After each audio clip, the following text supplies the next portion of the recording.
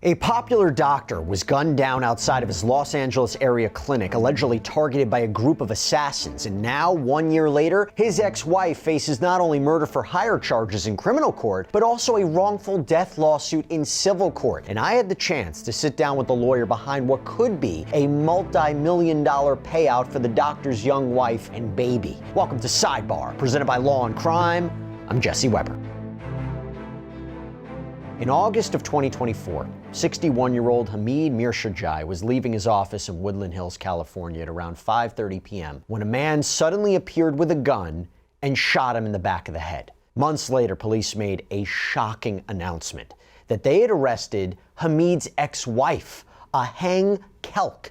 Authorities believe Ahang, who sometimes is still referred to as Ahang Mirshojae or Ahang Zarin, orchestrated this murder plot and hired 4 alleged accomplices to help her carry it out. And by the way, this apparently wasn't the first time that this group allegedly targeted Hamid.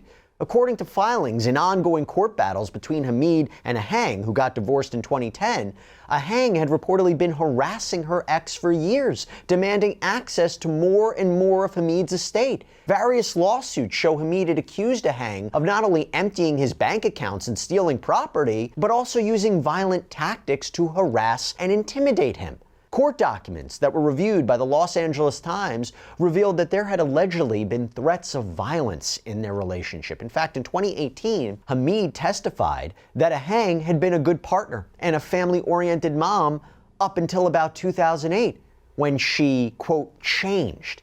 He testified, quote, she just snapped. Maybe too much pressure, maybe stress. Her mindset totally changed.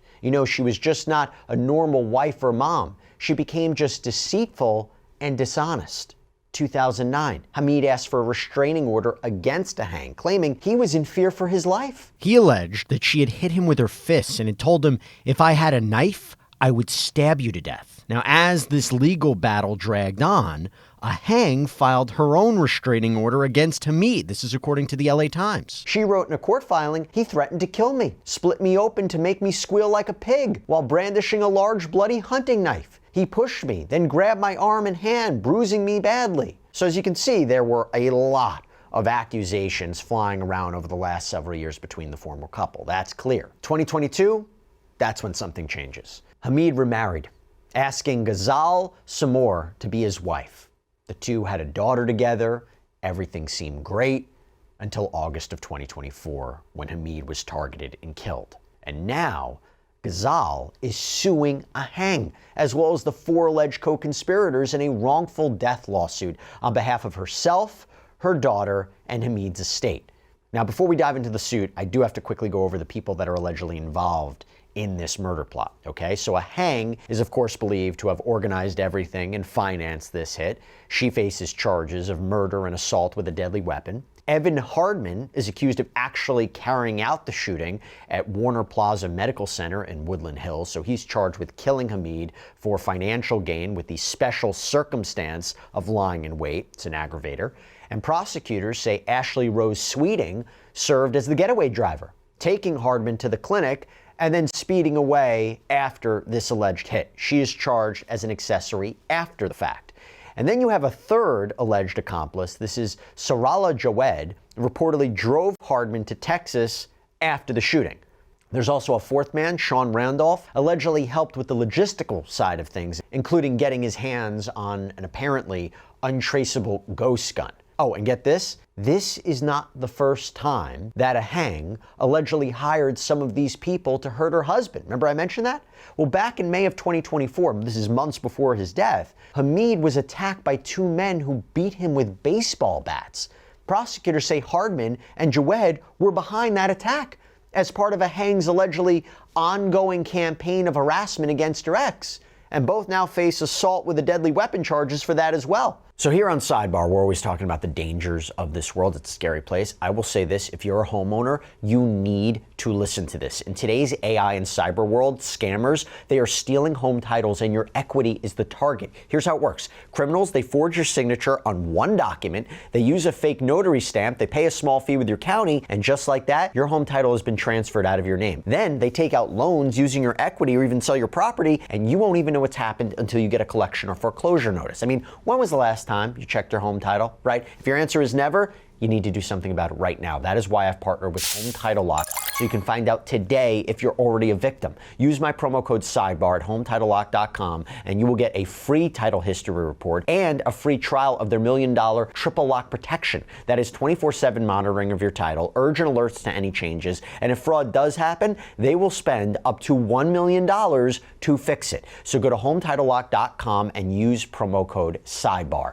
That is HomeTitleLock.com, promo code Sidebar. So now we want to talk about the lawsuit that Ghazal filed in the Superior Court of Los Angeles. She is suing under 4 causes of action in this suit. We have intentional infliction of emotional distress, wrongful death, survival, and violation of Uniform Avoidable Transactions Act. This lawsuit gives an overview of this crime and why Ghazal believes this happened. Quote, plaintiffs are informed and believe, and thereon allege, that over the ensuing years subsequent to defendant Ahang's divorce from Hamid Mirshojae, defendant Ahang engaged in a pattern of harassment, intimidation, and aggression toward Hamid Mirshojae, driven largely by avarice and vengeance. Ahang consistently demanded money from Hamid Mirshojae due to a combination of her own reckless spending, inability to manage her finances, and outright greed. In the months leading up to August 23, 2024, defendant Ahang began to contrive a scheme to have her ex-husband, Hamid Mirshojae, murdered for the purpose of financial gain. The lawsuit points to the fact that Hamid had apparently moved on with his life. That was a huge motivator behind this alleged attack. Reading from the complaint, defendant Ahang was extremely jealous of the fact that Hamid Mirshojae had become remarried to plaintiff Ghazal Samor and that the couple had a child. Jealousy on the part of the defendant, Ahang, motivated her beyond simple financial incentives to seek to destroy plaintiffs' lives by killing their husband and father. And the filing calls the crime carried out by this, quote, gang of individuals a brutal act. On August 23, 2024, at approximately 5:30 p.m., Hamid Mirshojae was leaving the building of his medical practice at Warner Plaza Medical Center and walking to his vehicle located in the parking lot. As he walked towards the vehicle, Hardman, who had been laying in wait for Hamid Mirshojae to emerge from the office in the most brutal and cowardly manner, repeatedly shot Hamid Mirshojae with a gun and fled, leaving Hamid Mirshojae to die in the parking lot, which he did. Okay, so I want to dive into this complaint. I want to dive into the causes of action. And to do that, let me bring on right now Alex Guerrero. This is the attorney who filed this lawsuit on behalf of Ghazal and her daughter. Thank you so much for coming on. You know, Alex, this entire story, unfortunately, sounds like it's straight out of a movie. Have you ever dealt with a case like this before? No, I have to tell you, and first of all, thank you for having me come on this morning. I'm really glad to be here. No, this is the first time I've ever dealt with something like this in my career. I've been an attorney for about 25 years. It's something that you hear about in, TV or the movies. You never expect something like this to happen in real life. How is Ghazal doing right now? It's one thing to deal with grief, but this idea of losing a loved one in such a violent way, and then you have the criminal case, you have potential civil case, right? I mean, it's a lot. How is Ghazal doing?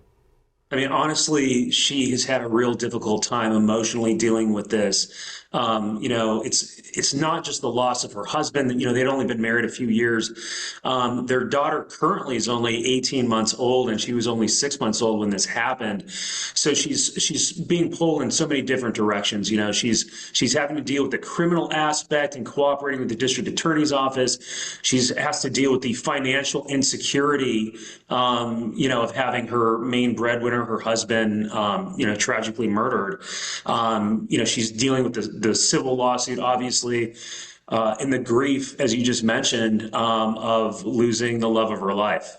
Yeah, it's awful. It's awful, to say the least. From a legal point of view, what impact does the ongoing criminal case have any on the civil case?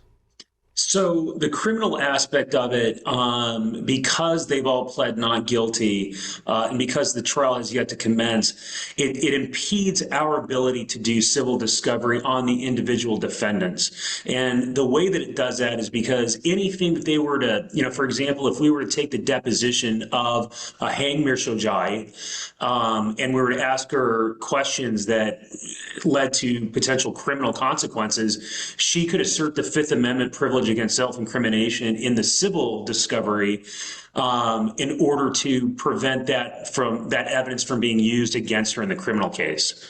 So would it be advantageous for you for the criminal case to be resolved before the civil case moves forward? Typically, yes, for a couple of reasons. Number one, if it's not a plea of no contest, and there's an actual guilty plea, which a lot of times prosecutors will ask for if there's going to be a plea bargain, we can use that in our civil proceedings. And then sometimes, depending on the court, it will require what's called an allocution. An allocution is a statement of wrongdoing where they admit to certain facts. Those facts are given under oath and they can be used definitively in other proceedings, such as a civil action. And to be clear also, as our viewers know, you might have one result in a criminal case, let's say even a not guilty, and that doesn't preclude a civil case or finding a finding of liability in a civil case. So they are connected in a way, but they are different. I wanted to go through this complaint. So the first cause of action, the first claim is for intentional infliction of emotional distress. Can you talk to us how that applies in this case? Sure. Well, there are different types of it, but essentially the concept behind intentional infliction of emotional distress is that it's an intentional act. It's a tort, so it's in civil law. It's not criminal, wherein a defendant engages in some sort of outrageous conduct designed specifically with the intent to create emotional distress or emotional damages in the plaintiff. And in this case, it's clear that Ahang Mirshojae, in addition to whatever motivation she had, she obviously intended to kill her ex-husband without any sort of regard to the emotional ramifications that could leave for Ghazal or the daughter Avina. Do you have to prove that she was thinking about Ghazal and her daughter? Do you have to prove that she was, this idea of intent, that, intended to cause emotional distress? Or is it just your actions were so reckless, they were so outrageous, they were so shocking that, yes, we don't have to prove that, she was in, Ghazal was in your mind, but that you really did not regard what the consequences could be? How does it work? Sure. So that's a great question. And so we can establish either one. And if a jury infers that it was either deliberately designed to create emotional distress on the part of the two plaintiffs, or if the actions were so reckless that any reasonable person would know that emotional distress would result from these actions, then we can prove that cause of action. The next one is wrongful death. So talk to us about what wrongful death means here, and all of the different charges that we're talking about, the funeral expenses, the past and future loss of earnings, all the things that are connected when we talk about wrongful death. So what is wrongful death in this scenario, and what are you hoping to recover with respect to that? So wrongful death and wrongful death, as we pled it here in this cause of action, in this lawsuit, was, somewhat of a catch-all. The intentional conduct, we think, obviously, this is an intentional case. Wrongful death is generally negligence that results in death, and we pled it just to sort of cover our bases. Because, obviously we don't know what evidence ultimately is going to be developed in the criminal case. So to the extent that there was some act or omission committed by one or more of these individuals resulting in the death. So say, for example, and this is a really outrageous hypothetical, Mr. Evan Hardman, who was the trigger man, say, for example, he went up to the decedent, he pulled out his gun, and then the gun went off and he wasn't intending on pulling the trigger. Something really crazy like that happened, we could assert that wrongful death cause of action against him, and it would cover our base in case there was some weird situation where intentional conduct wasn't being alleged. Now, there's certain parts of this that are concrete when you talk about burial expenses, right? You map Sure. them out. It's clear to understand. There's other parts that feel a little bit more, abstract, and you wonder how you can prove it or say what the loss was, like loss of companionship, loss of love and comfort. How do you prove that? How do you articulate that for a jury? So, that's a great question too, because it comes up in every single lawsuit. California recognizes two types of damages, economic or special damages, and then non-economic or general damages. Special damages are the concrete things that you have receipts for. So, for example, funeral expenses, flowers, that sort of thing. Those are concrete special damages, and they're really easy to prove to a jury. The non-economic damages, or the general damages that you're talking about, people generally have heard of those in terms of pain and suffering. But the Casey instructions, those are the California jury instructions that are used in civil cases, recognize a lot of other things besides just pain and suffering, including emotional distress, anxiety, loss of enjoyment of life. And so when you're talking to juries about trying to quantify those things, obviously there's no fixed, matrix for that. There's no Kelly Blue Book of, you guys were married X amount of years, or you had one daughter versus two daughters. So you just really have to draw on the jurors' personal experiences, and you develop that through evidence, just showing the quality of the relationship that they had. The fact that they were still relative newlyweds, the fact that they had a new daughter, the fact that Avina, the 18-month-old, is never going to know her father. The lost birthdays, the lost holidays, the lost vacations, the lost future that they had together. We ask a jury to sort of independently come up with how they can value that, and sometimes a trial will even suggest what we think it's worth. And doesn't that require Ghazal to testify about a lot of this? Absolutely, it would, absolutely. So Ghazal would have to testify, but a lot of times we find some of the most powerful testimony, not just from the individual litigant, but also from friends and family members, people who were at the wedding, for example, or family members who spent holidays with them, or friends who would go out to dinner with the two of them. Now, there's another cause of action. It's called survival. It feels a little bit more complicated. Break us down what that is, and is this specific to California law?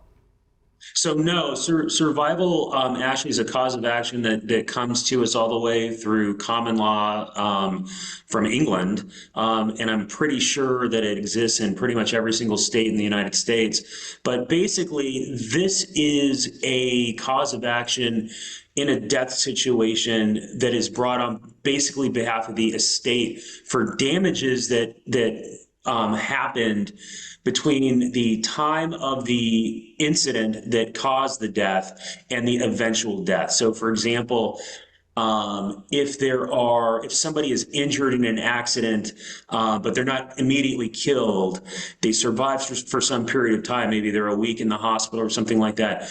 The pain, the suffering, and the special damages that are incurred during that interim time can be recovered through a survival action. And so here, we're not really clearly sure how long Hamid survived after he was initially shot, but we know it was some period of time. And so typically whenever you have a death situation, a survival cause of action is good pleading in practice. No, it makes sense. I understand. And then you have the final one. It's the Violation of Uniform Voidable Transactions Act. What's that? So that is a statute that we have here in California that's embodied in Section 3439 of the Civil Code.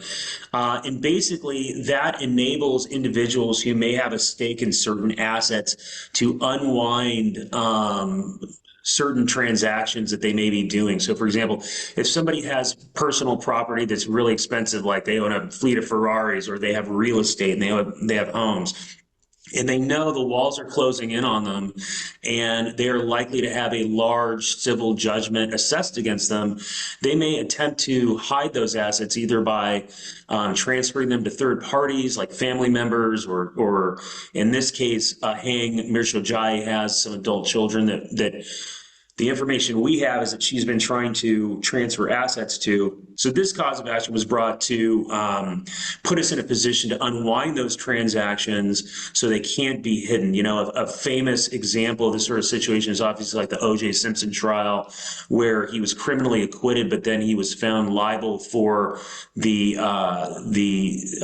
wrongful death of Nicole Brown Simpson and Ronald Goldman. And, you know, he tried to hide a lot of his assets and keep them from the creditors for years and years and years before he passed away. And so this cause of action is more designed as a preventative measure and puts us in a strong position once this case is resolved to unwind some of those things, or if we find out about it during discovery, stop them in their tracks. What evidence do you have that that Ahang is moving these money or assets to keep it away from Ghazal as opposed to some sort of benign transaction? What is the evidence that there's a deliberate hiding of assets here? So first of all, you got to call into question the fact that she'd be doing this in the first place from a jail cell. But secondly, and you know, unfortunately, I'm not at liberty to discuss specific names of friends and family members who have been speaking to us about this. But suffice it to say, you know, it's a very close, connected community that these folks came from, and so there are a lot of people, fortunately, in the community who've been cooperating with us. Now, when it comes to relief, this suit is laying out multiple demands: general damages, special damages, damages pursuant to the civil codes, punitive damages, cost of the suit, prejudgment interest, any other relief. What is the next step in this process? Have you gotten a formal legal response as of yet? So not yet. And so once all the defendants are served, and not all of them have been served, you know, the lawsuit was filed on July 21st, just this past July 21st. We had a press conference on Monday because Saturday was the 1-year anniversary, unfortunately, of this tragic event. And so that's when we thought it would be good to remind the public about this horrible murder for hire plot. But the defendants are all in the process of being served. Once that is effectuated, and you know, luckily for us, we know where they are. They're all in jail, and you can serve somebody in jail. But once that happens, they have 30 days in which to file a legal response to the complaint. And so typically that's an answer. Theoretically, that could be a demur, a motion to strike, a motion for judgment on the pleadings, or something along that nature. Typically, that's going to require legal representation. So we have yet to know whether or not these defendants are going to have legal representation of their own. If they do not, then we start proceedings for what's called a request for default judgment. And so depending on what plays out is going to kind of depend on what our next move is. If anybody has questions about default judgment, just look at our coverage of the Alex Jones case. That was a prime example of that. Alex Guerrero, thank you so much for taking the time to explain the legal intricacies of what's happening here. And we are extending our thoughts and prayers to Ghazal and her daughter during this incredibly difficult time. So thank you so much. Really appreciate it. My pleasure. Thank you so much for having me. And I will for sure give my clients your well wishes. Take care. And that is all we have for you right now here on Sidebar, everybody. Thank you so much for joining us. And as always, please subscribe on YouTube, Apple Podcasts, Spotify, wherever you get your podcasts. I'm Jesse Weber. I'll speak to you next time.